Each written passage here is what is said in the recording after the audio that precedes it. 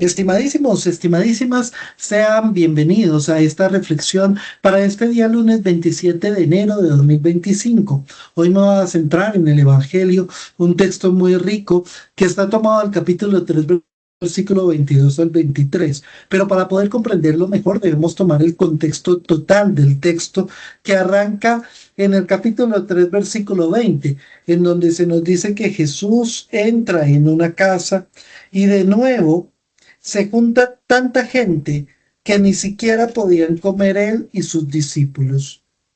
Cuando sus familiares lo supieron, fueron para llevárselo porque pensaban que estaba fuera de sí. Esto es muy interesante. ¿Por qué? Porque el mensaje de Jesús es novedoso, pero al mismo tiempo es muy fuerte. Implica romper paradigmas. Implica comprender que la voluntad de Dios no está en aquello que se nos había enseñado. No está en la ley, no está en el templo, no está en el culto, no está en las mediaciones. Implica comprender que Dios no es juez, sino que es Padre bondadoso y misericordioso. Implica comprender que Dios no quiere la marginalidad, la destrucción y el castigo de aquellos que se han equivocado, sino que todo lo contrario, lo que quiere es acoger al pecador para que por amor encuentre caminos de transformación.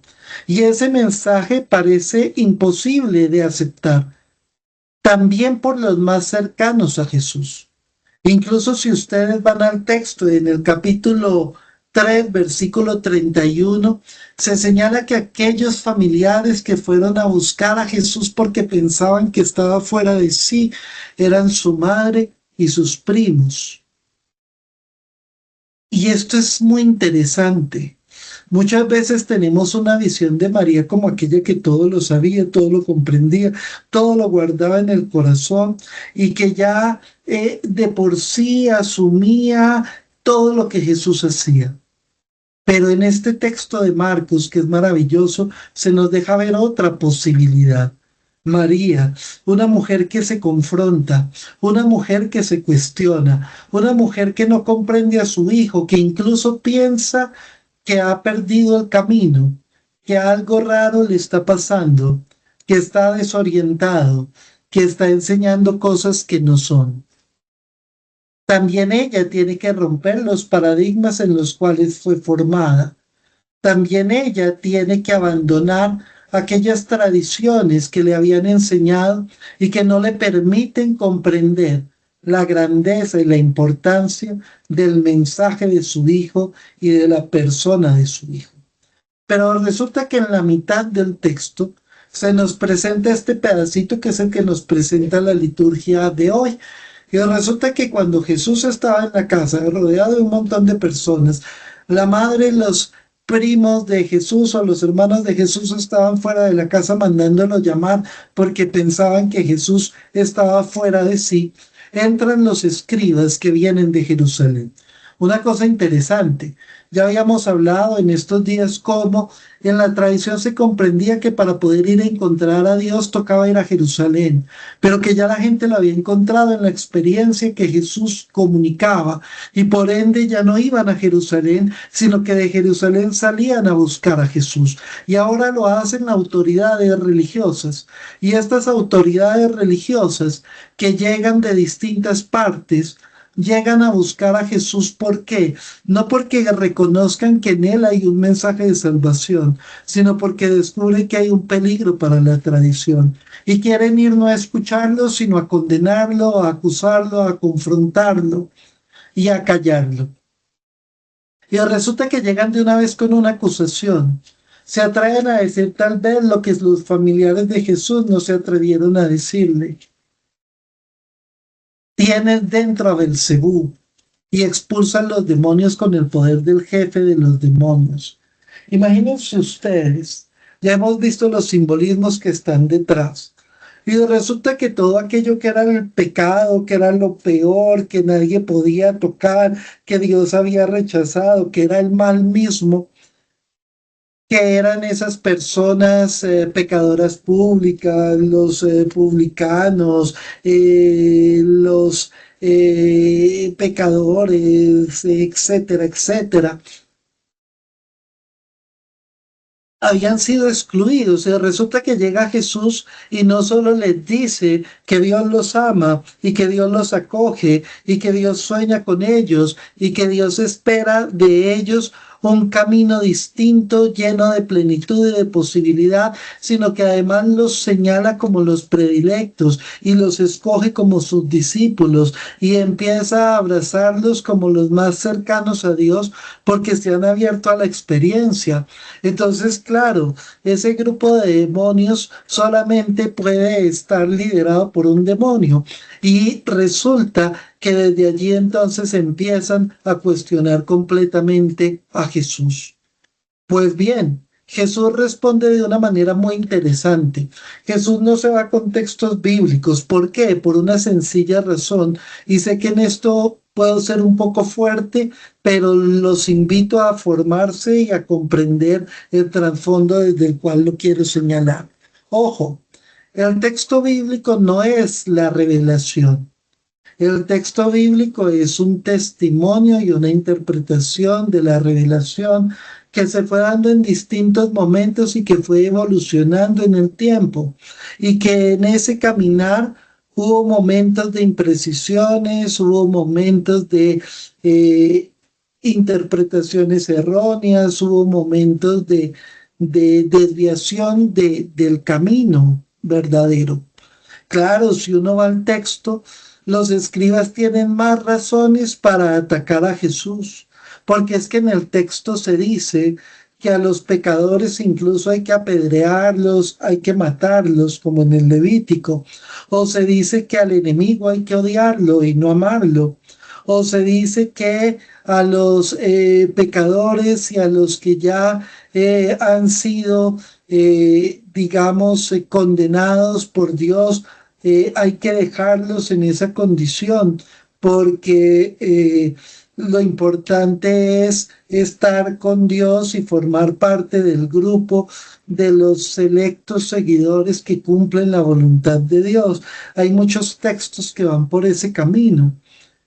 Y entonces desde la Biblia a Jesús se le hubiese enredado más la vida, porque resulta que muchos textos fueron interpretaciones que se dieron en un momento válido, pero que incluso ahora se contraponen a la enseñanza de Jesús. Por eso los textos hay que estudiarlos en el contexto y no se pueden leer de manera literal y no se pueden tomar de manera fundamentalista, porque cuando lo hacemos, si tuviésemos a Jesús cerca, seguramente también estaríamos pensando que se le había metido algún demonio o incluso mandándolo a morir a la cruz. Y entonces Jesús lo que hace es acudir a dos cosas: a la experiencia de Dios que todo ser humano puede tener desde dentro, a encontrarse con ese ser de amor y a encontrarse con esa voluntad de amor, de misericordia y de plenitud, y al mismo tiempo recurre a la lógica e incluso llega a tener una actitud un poco sarcástica, si ustedes lo quieren señalar, cuando les dice, si una casa entra en lucha interna no puede mantenerse. Por ende, si Satanás lucha contra Satanás, esto terminaría siendo una buena noticia porque lo llevaría a la ruina. Pero no es así. Satanás es todo lo que oprime al ser humano, es todo lo que se opone a la voluntad de Dios. Y yo no estoy moviéndome en esa línea, todo lo contrario, lo que yo estoy haciendo es dignificando al ser humano y mostrándole que más allá de sus errores, de sus limitaciones, de sus carencias, de su fragilidad, de su incoherencia, están llamados a una plenitud y Dios los ama y Dios los acoge y Dios sigue soñando con ellos y Dios sigue apostando con ellos, y si se abren a la experiencia de Dios pueden ser también una manifestación profunda de Dios para los que los rodean. Entonces, claro, cuando Jesús comprende esto y enseña esto y transmite esto, entra entonces en confrontación con los escribas. Claro, resulta que muchos de los seguidores de Jesús eran de esos que eran pecadores tremendos a los cuales había que rechazar, a los cuales había que marginar, de los cuales había que mantenerse lejos para no impurificarse. Resulta que muchas de las personas que seguían a Jesús eran aquellos que eran considerados lo peor de lo peor, el mal más grande que podía existir, y que incluso amenazaba a los puros de la fe. Y entonces por eso consideran que esos diablos están, cierto, guiados por el diablo mayor que es Jesús. Y Jesús entonces les dice esto no tiene ningún sentido. Y les da la vuelta y les dice algo muy fuerte. En verdad os digo, todo se le perdonará a los hombres. Los pecados y cualquier blasfemia que digan, pero el que blasfeme contra el Espíritu no tendrá perdón jamás. ¿Y eso qué quiere decir? El pecado contra el Espíritu, ¿qué es? Es creer que Dios ya ha abandonado a alguien. Es creer que hay alguien que no tiene posibilidad de salvación. Es creer que hay alguien que ya está condenado. Es creer que hay alguien que no tiene ninguna posibilidad. Es creer que hay alguien en quien Dios ya no habita y en quien Dios ya no obra. Es creer que Dios abandona al ser humano. Y es al mismo tiempo rechazar todas aquellas acciones y personas que buscan la dignificación del ser humano y elevar al ser humano y apostar por el ser humano.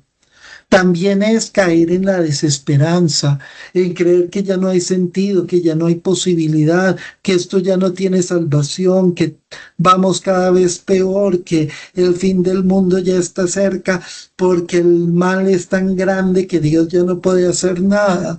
Ese es el pecado contra el espíritu, dejar de creer que nuestra historia es una historia de salvación, porque Él sigue amando, porque Él sigue obrando y porque Él sigue apostando por nosotros.